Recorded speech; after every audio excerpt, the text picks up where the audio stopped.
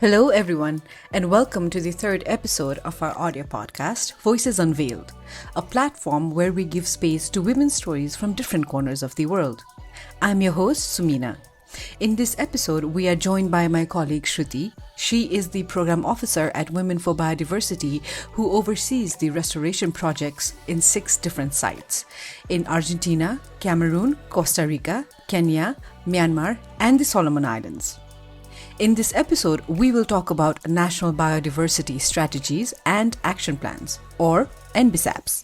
This episode is being released right on time before the Convention on Biological Diversity's 4th meeting of the Subsidiary Body on Implementation, or SBI-4, that is taking place from the 21st to the 29th of May at Nairobi, Kenya, where NBSAPs is one of the agenda items of the meeting.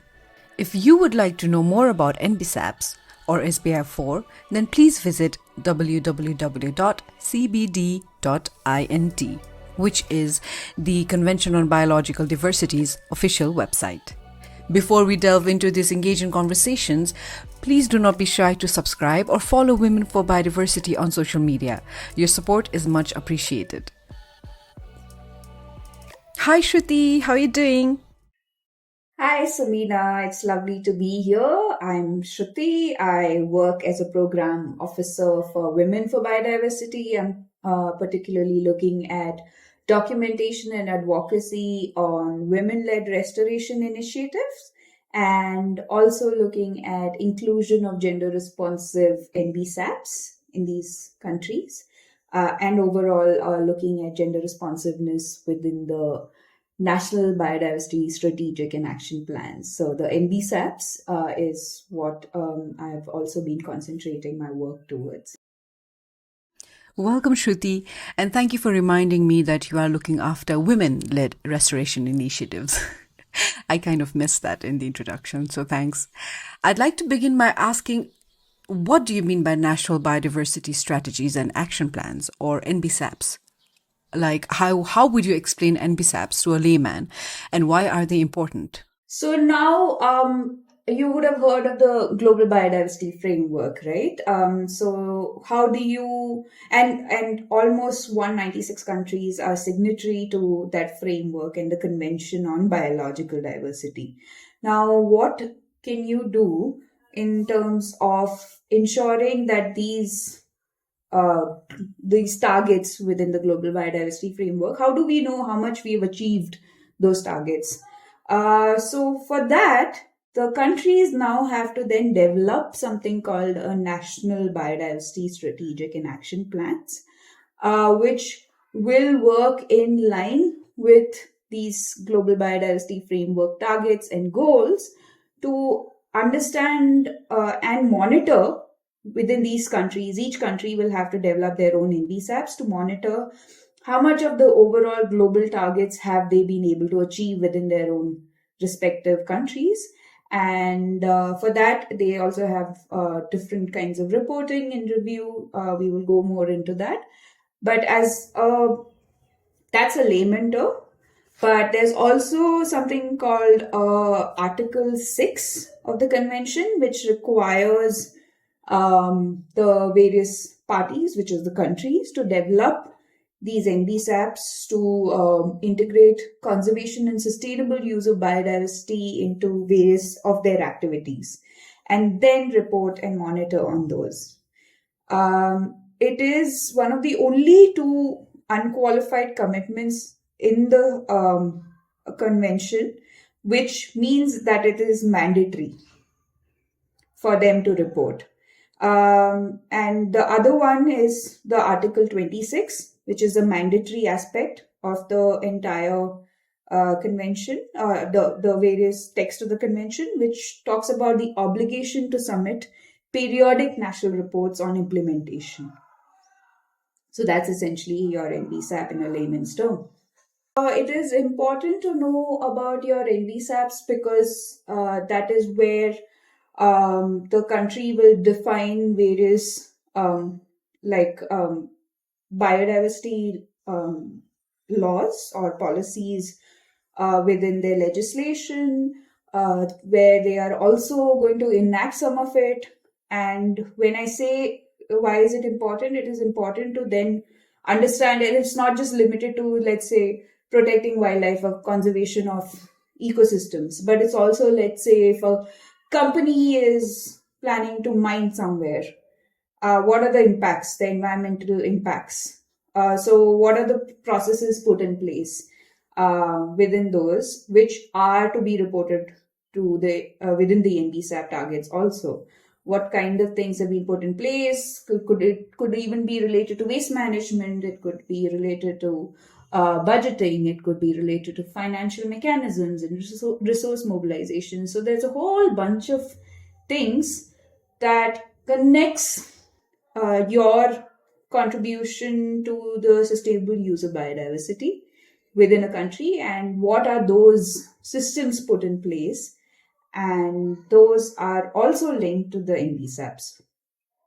Okay, so then how are NBSAPs woven into the broader national plans and policies? So it's like, while it's it says national biodiversity and strategic and action plans, it needs to be a multi-sectoral. It needs to take a multi-sectoral approach.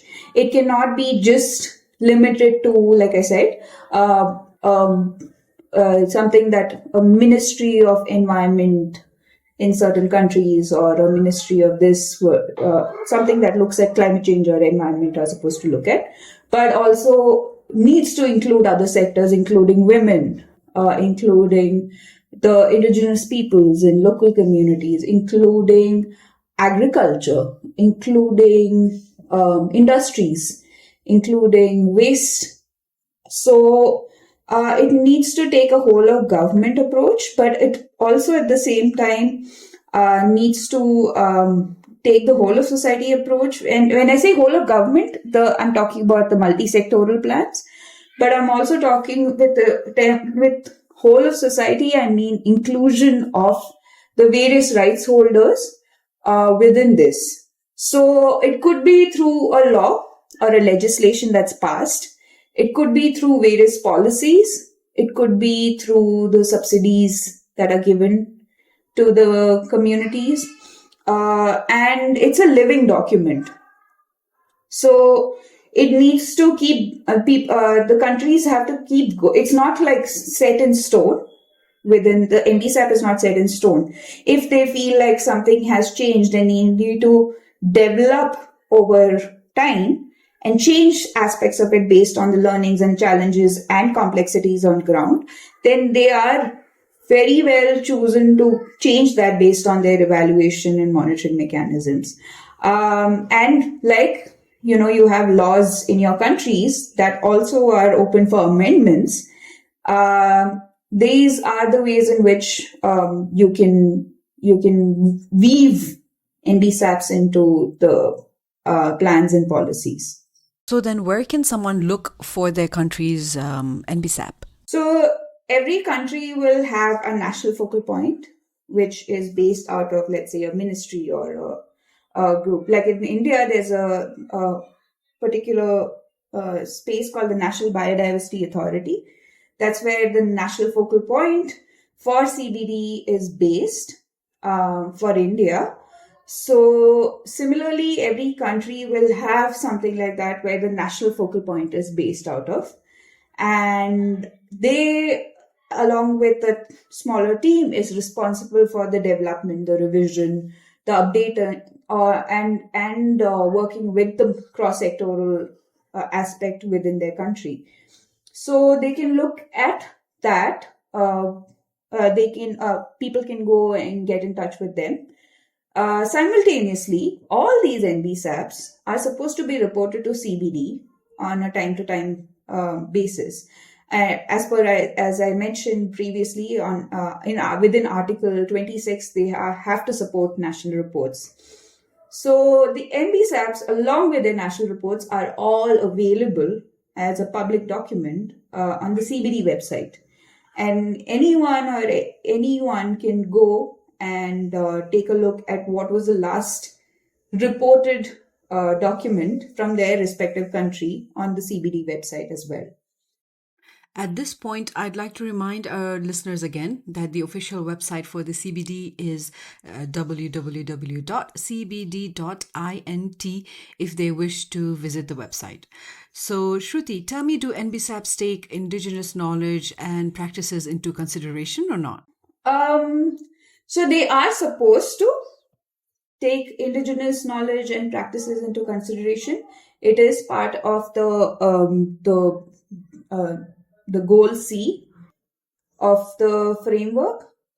But it's also supposed to be something that needs to be included as part of the 8J, which looks Article 8J of the Convention, which looks at the traditional knowledge and practice aspect.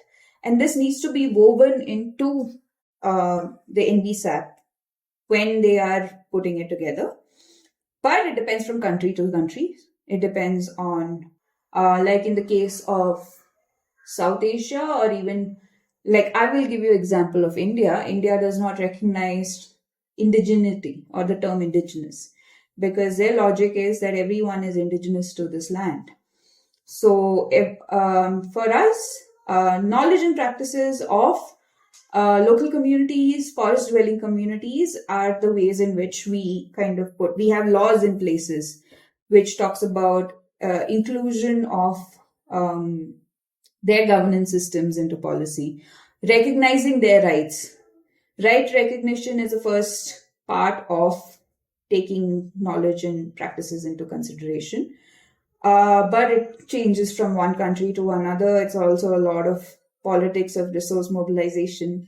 It's the politics of who has access to the use of resources, access and use of resources. So it's a very tricky thing.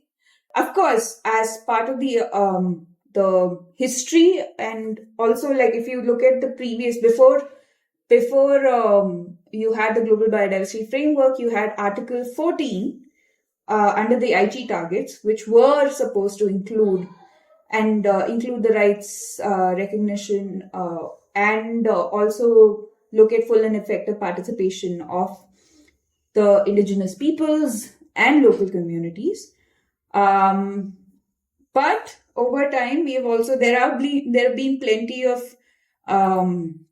I think there have been plenty of reports that also says that while they have reported things on participation, there have been absence of clear safeguards for IPs and LCs. There have been lack of the fact that so there's this one report, I think, which was done by the Forest Declaration Assessment, along with Climate Focus, which has a report called Protecting Nature's Respecting Rights, which looks at indigenous peoples and indigenous and community rights at heart of NBSAPs. And one of the few things that they did was look at some 27 NBSAPs. And this is, of course, looking at the previous NBSAPs, and they found that 1/3 of assessed countries engaged IPs and LCs when developing their last NBSAPs. Only 1/3 of assessed NBs include provisions for strengthening IPs or LCs' rights. Over 2/3 of assessed NBSAPs include strategies to recognize indigenous and traditional knowledge. However, these strategies focus more on documenting knowledge than on protecting knowledge rights or its implementation. So, yeah, this is some of the findings, and this is something that could be also looked at from the larger lens of what is happening. While there is recognition, its implementation, protection, safeguards are still very, very, very limited. Okay, so what kind of document is an NBSAP? Is it a document where we can go back and, change if the things are not working? Or is it something that once it's set, it cannot be changed and everybody just has to comply?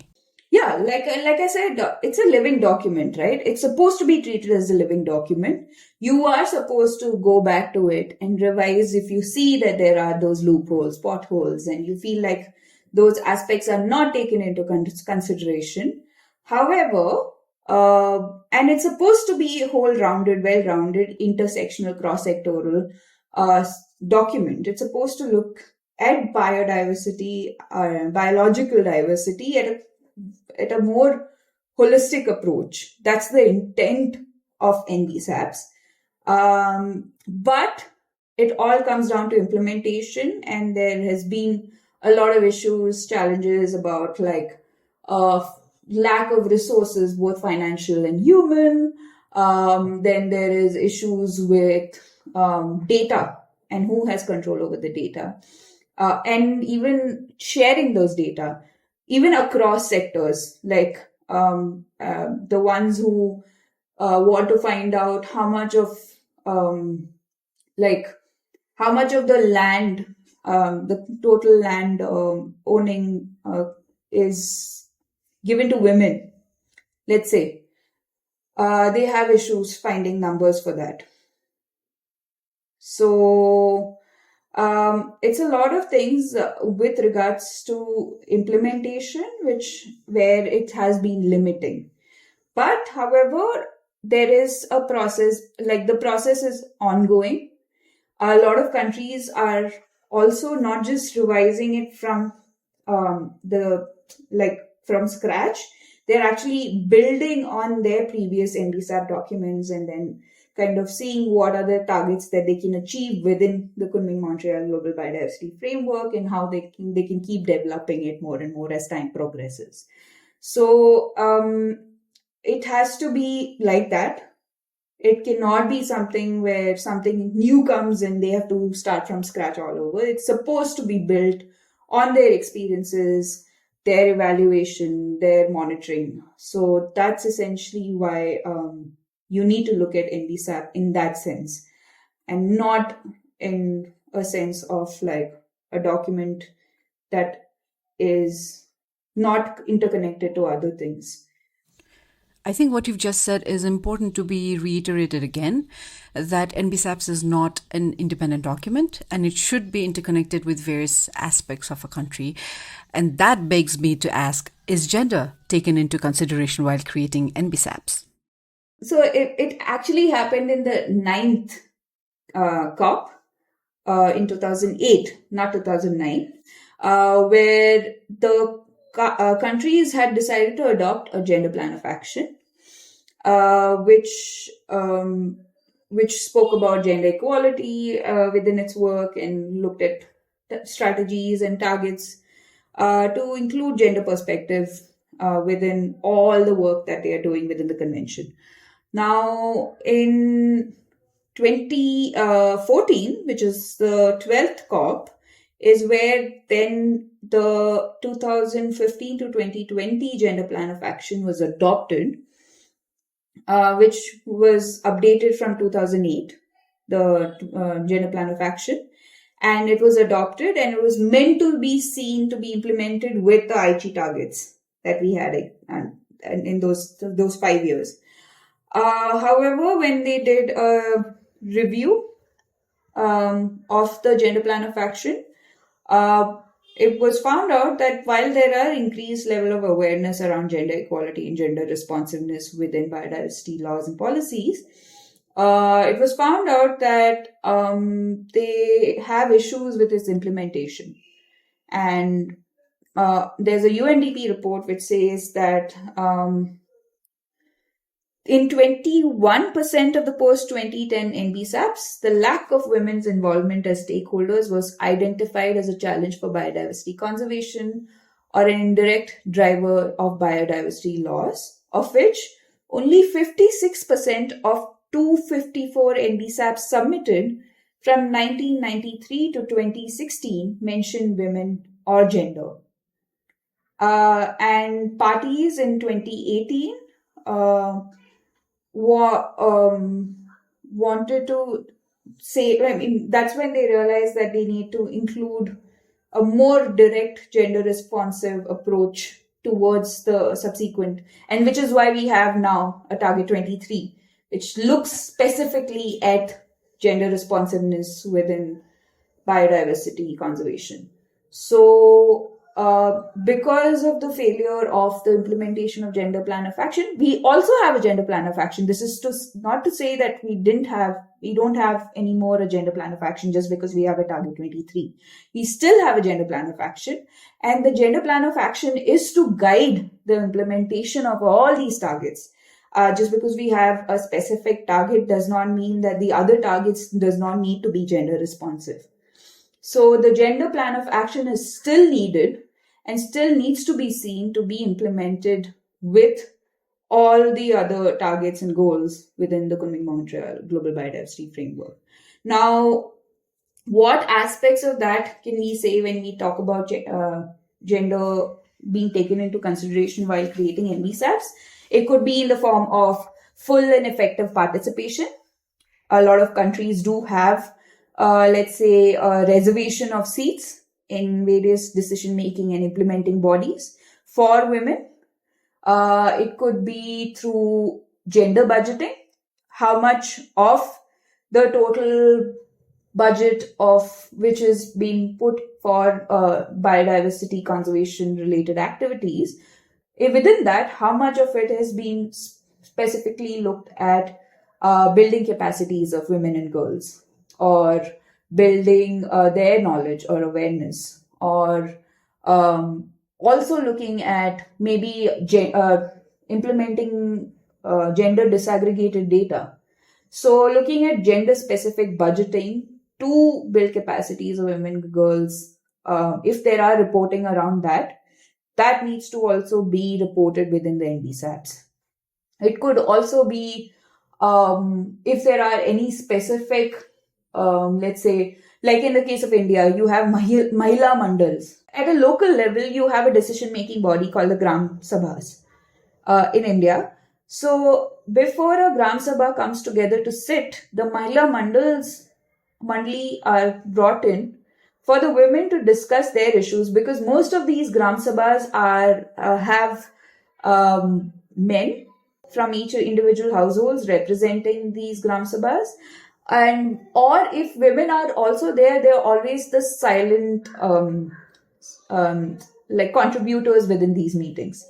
So women's causes are never taken into account. However, the Mahila Mandals are created to kind of create a space for women to voice their concerns, voice the various kind of future actions that they would want from their community, and how they can do it. So I think the creation of Mahila Mandals and how much of those have been activated ensures full and effective participation of women and girls within a community.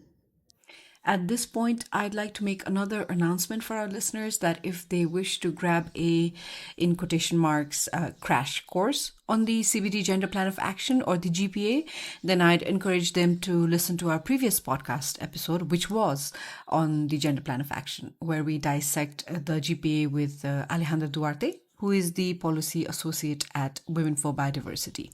If anybody would like to listen to that episode, then the link will be in the description box.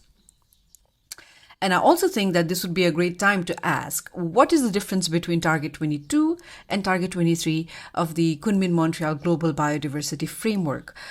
Of course, the adoption of Target 23 during the COP15 in 2022 is a historic moment for all gender equality advocates.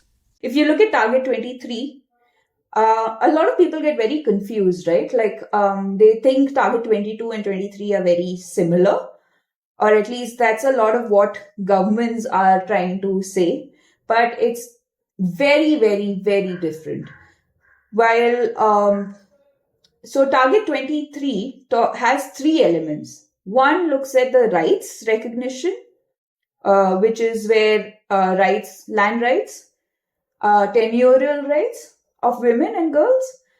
And how do you do that? You need disaggregated data. That's where you need disaggregated data. So when you're reporting, and this is where NBSAPs come into play, it could be through revision of their land rights, law within their country, or through just collecting data on how many women actually are named as equal stakeholders or equal right holders for the kind of rights recognition process that's happening. The second part is sustainable access to sustainable use of biodiversity. How many women actually do enjoy those access rights, and how many of them actually get the benefits from the use of biodiversity, or is it just the men in the community? So that is something which is still being developed. The third one is, of course, looking at the full and effective participation, which is what I gave examples of. So that is essentially focusing on gender responsiveness within the convention itself, like within the various objectives of the convention. It's responding to the 3 objectives of the convention, and therefore it's needs to be more gender responsive in the 3 aspects of the 3 objectives of the CBD. So with that into account, this is how the gender is to be taken into consideration while creating NBSAPs. But it depends on one country to another, their existing kind of laws. It depends on how certain countries may have a very conservative land law policy, including the customary land law policies where, the land is passed on from the father to the son to like the male members in the family. And women are seldom left out from that. But what happens to them, right? So because of that, there's been a lot of issues with reporting also. And this is not because it's recent. It's also one of the Sustainable Development Goals, I think Goal 5, that responds to this. And this has been one of the challenging issues of reporting on land rights. So that's been the issue, but how do you then mainstream it and develop it is depending on one country to another. And that's why I'm saying you have to see the implementation of NBSAPs not just within biodiversity laws and policies, but also various other aspects. Then how can we ensure that NBSAPs are implemented by governments? NBSAPs are, like I said, it's one of the few things that are mandatory by governments according to Article 6 and Article 26, which talks about having to report, mandatory national reporting of the NBSAPs. So because of those, governments have to implement, no matter what it is. It's mandatory for countries to report. One is on their NBSAPs, what are the national targets that they have set for themselves? What are the timelines that they've set? And the second one, under Article 26, talks about the national report, which they have to do in a periodic manner from time to time. So, let's say with the Kunming-Montreal Global Biodiversity Framework, which was adopted in 2022, December. So now countries are in the process of revising their NBSAPs. There are consultations being held. These consultations are done with various stakeholders, including the various ministries, right holders, and civil society. So, and it is important that the inclusion of rights holders are there within the consultation process, so that the national targets that they set for themselves reflect the inclusion and considerations of right holders within each of the national targets. So some countries have got all 23 targets, some have reduced it depending on what they want to prioritize.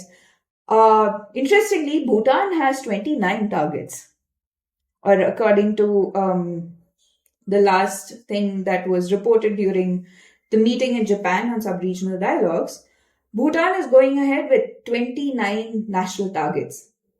So it depends on country to country and what they want to prioritize. And once these NBSAPs are revised, these revised NBSAPs are now going to be reported during the upcoming COP16 and how they are going to be implementing it. So you have a monitoring framework for each of the national targets. And within the monitoring framework, you have some of these global targets have a headline indicator. There is a component indicator and a composite indicator. And along with those indicators, there are also other national indicators that if the country may have their other kind of indicators that are not, because every country, the context is different. The governments have different points of view. So then it's up to the country to include those national indicators also and write those down within each of the national targets that they set for themselves. And that's how they are going to be implementing it. They are supposed to have action plans for each of the national targets. And once they specify that action plan, that has to be reported back. And hopefully we'll get to see some of it when we follow the COP16 in October. It is great that you mentioned COP, as this year is an important year for the CBD, as this year will be the 16th meeting of the Conference of the Parties to the CBD in October in Colombia. Like you've mentioned before, and we've talked at great length now about how implementing the NBSAPs is mandatory for all parties. Then how are NBSAPs monitored and evaluated? There's a specific monitoring framework, which is one of the key COP decisions that came out even in Kunming-Montreal COP 15, which looks at, one is you have the global targets, and each of the global targets have three kinds of indicators. One is the headline indicator, which is the one which will indicate whether how much of that target has been achieved.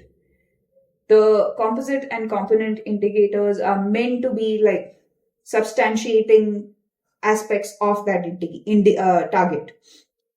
So let's say for target 20, let's say target 3, which looks at protected areas, 30 by 30. So is the restoration target 2 and target 3. Let's say, because it's a dated one, the global target says that we need to restore 30% of all land and sea areas by 2030, and we need to bring 30% of total terrestrial and aquatic area into protected area by 2030. Now, if 2030 is a timeline, how do we figure out if we've achieved that target or not? So for that, you have those indicators. And those indicators are divided into these three parts. And like I said previously, every country also has their own national indicators.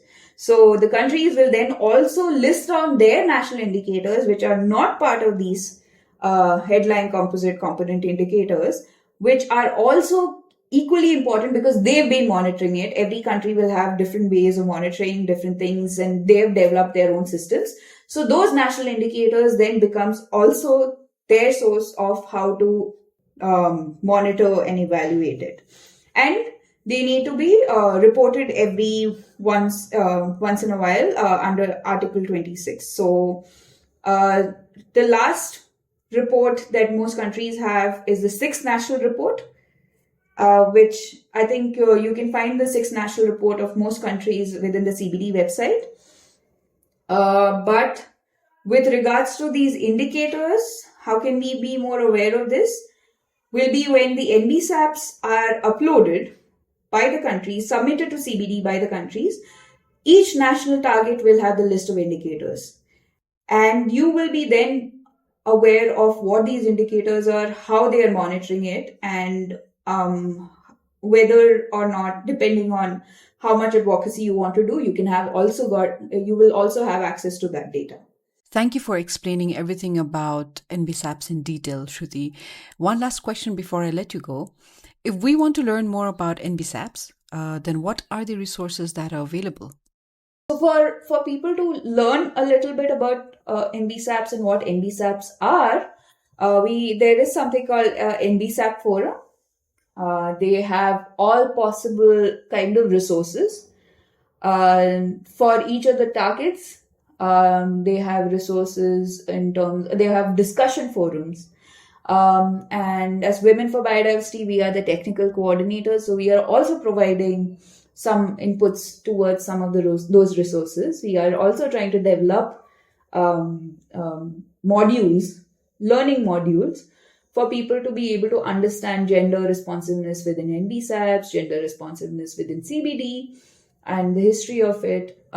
So I think NBSAP Forum is a very, very resourceful and useful tool for people who want to be keen to learn about NBSAPs and what it could mean for your country. And you should just go through the CBD webpage also. They have a module, a learning module, which is, I think, in English, French, and Spanish, which is looking at the introduction to NBSAPs. And if you look at the CBD websites, you can also look at various national targets of different countries. Thank you so much for staying with us until the end of the podcast. I hope you enjoyed that discussion as much as I did. If you want to know more about NBSAPs or the Kunming-Montreal Global Biodiversity Framework, then please visit www.cbd.int. If you have any questions or comments, then please drop them below or send it to us at communications@womenforbiodiversity.org. That is number 4 instead of FOR. Until the next episode, stay strong and carry on.